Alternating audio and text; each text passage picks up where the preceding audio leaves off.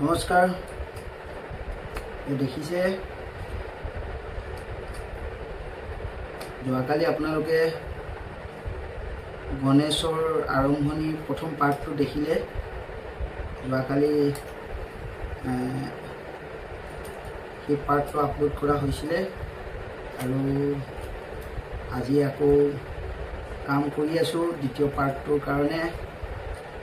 এতিয়া বহুখিনি হৈছেগৈ যোৱাকালিতকৈ।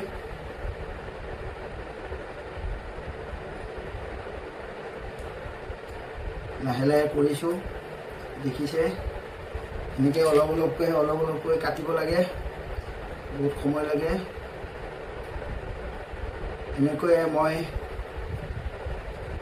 এটুকুৰা কাঠত চাওক কিমান অকণমান কাঠ, আৰু এই কাঠ টুকুৰাতেই গণেশৰ মূৰ্তিটো বনাবৰ কাৰণে চেষ্টা কৰিছোঁ।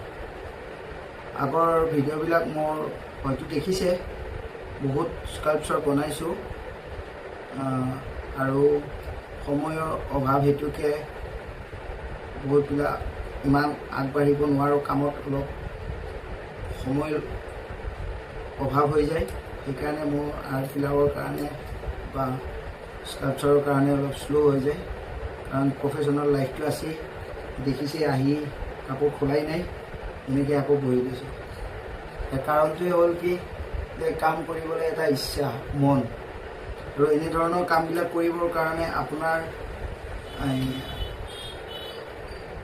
চবতকৈ বেছি দৰকাৰী বস্তুটো হ'ল ধৈৰ্য। মই এতিয়া চাওক, মই দিনটো মোৰ কাম কৰি আহিছোঁ, আৰু কাম কৰি আহি মই এই কামটো কৰিবৰ কাৰণে বহিছোঁ। বহুত সময় দিব নোৱাৰিলেও 1 ঘণ্টাও যদি দিব পাৰোঁ, সেইখিনিতে যিমানখিনি আগবাঢ়ে সেইটোৱেই।